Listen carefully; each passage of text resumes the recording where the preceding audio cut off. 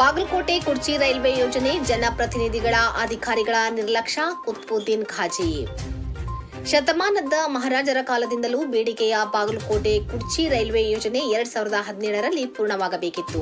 ಜನಪ್ರತಿನಿಧಿಗಳ ಅಧಿಕಾರಿಗಳ ನಿರ್ಲಕ್ಷ್ಯದಿಂದ ಇನ್ನೂವರೆಗೂ ಪೂರ್ಣವಾಗುತ್ತಿಲ್ಲ. ಇಲ್ಲಿನ ಜನಪ್ರತಿನಿಧಿಗಳು ಮುತುವರ್ಜಿ ವಹಿಸಿ ಕಾಮಗಾರಿ ತ್ವರಿತಗತಿಯಲ್ಲಿ ಮುಕ್ತಾಯಗೊಳಿಸುವಂತೆ ರಾಜ್ಯ ಹಾಗೂ ಕೇಂದ್ರ ಸರ್ಕಾರಕ್ಕೆ ಒತ್ತಡ ತರಬೇಕು. ಇದೇ ರೀತಿ ಮುಂದುವರೆದರೆ ಉಗ್ರ ಹೋರಾಟ ಮಾಡಬೇಕಾಗುತ್ತದೆ ಎಂದು ರೈಲ್ವೆ ಹೋರಾಟ ಸಮಿತಿ ರಾಜ್ಯಾಧ್ಯಕ್ಷ ಕುತ್ಬುದ್ದೀನ್ ಖಾಜಿ ಎಚ್ಚರಿಕೆ ನೀಡಿದರು.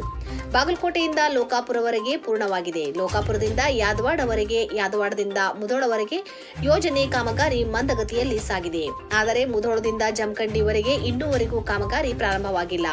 ಭೂ ಸ್ವಾಧೀನದಿಂದ ಬಿಟ್ಟು ಹೋಗಿರುವ 10 ರಿಂದ 15 ಎಕರೆ ಪ್ರದೇಶದ ರೈತರುಗಳಿಗೆ ಪರಿಹಾರ ನೀಡಿ ಇತ್ಯರ್ಥ ಪಡಿಸಬೇಕಿದೆ. ಅದನ್ನು ಜನಪ್ರತಿನಿಧಿಗಳು ಕೂಡಲೇ ಮಾಡಿಸಬೇಕು ಎಂದು ಆಗ್ರಹಿಸಿದರು. ಜಮಖಂಡಿಯಿಂದ ಕುರ್ಚಿವರೆಗೆ ರೈಲ್ವೆ ಟ್ರ್ಯಾಕ್ ಅಳವಡಿಸುವ ಜಾಗೆಯನ್ನು ಸ್ವಚ್ಛಗೊಳಿಸಲು 6.5 ಕೋಟಿ ರೂಪಾಯಿ ಟೆಂಡರ್ ಕರೆದಿದ್ದಾರೆ. 74 ಎಕರೆ ಪ್ರದೇಶದ ರೈತರು ಹೊಸ ಕಾಯ್ದೆಯ ಪರಿಹಾರ ಹಣ ನೀಡುವಂತೆ ಹೈಕೋರ್ಟ್ ಮೊರೆ ಹೋಗಿದ್ದಾರೆ. ಹೊಸ ಕಾಯ್ದೆಯ ಪರಿಹಾರಧನ ನೀಡಲು ಸರ್ಕಾರ ಒಪ್ಪಿಕೊಂಡಿದೆ. ಆದರೆ ನ್ಯಾಯಾಲಯದಲ್ಲಿನ ಅರ್ಜಿ ಇತ್ಯರ್ಥವಾಗಬೇಕಿದೆ ಎಂದರು.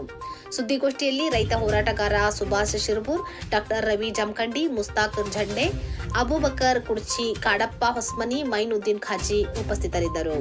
ಭೂ ಸ್ವಾಧೀನ ಅಧಿಕಾರಿಗಳು ಜಮಖಂಡಿ ಇವರ ಕಾರ್ಯಾಲಯಕ್ಕೆ ಬಂದು ಲೋಕಾಪುರದಿಂದ ಯಾದವಾಡವರೆಗೆ 203 ಕೋಟಿ ರೂಪಾಯಿ ವೆಚ್ಚದಲ್ಲಿ ಟೆಂಡರ್ ಆಗಿದೆ. ಅದನ್ನು ಕೆಲಸ ನಡೆದದ. ಅದರಂತೆ ಯಾದವಾಡದಿಂದ ಜಮಖಂಡಿ ವರೆಗೂ 406 ಕೋಟಿ ರೂಪಾಯಿ ವೆಚ್ಚದಲ್ಲಿ ಟೆಂಡರ್ ಆಗಿ 2 ವರ್ಷ ಆಯಿತು. ಆದರೆ ಮುಧೋಳವರೆಗೆ ಕೆಲಸ ಸಂಪೂರ್ಣವಾಗಿ ಭರ್ಚಕ್ರಾಗಿ ನಡೆದದೆ. ಆ ಸಂತೋಷದ ಸಂಗತಿ. ಆದರೆ ಮುಧೋಳನಿಂದ ಜಮಖಂಡಿವರೆಗೆ ಯಾಕೆ ಕೆಲಸ ಪ್ರಾರಂಭ ಇಲ್ಲ ಅನ್ನುವ ವಿಚಾರಾರ್ಥವಾಗಿ ಇವತ್ತು ಮಾನ್ಯ ಅಸಿಸ್ಟೆಂಟ್ ಕಮಿಷನರ್ ಜಮಖಂಡಿ ಅವ್ರಿಗೆ ಭೇಟಿಯಾಗಿ ಅದರ ಬಗ್ಗೆ ನಾವು ಚರ್ಚೆ ಮಾಡಿವು.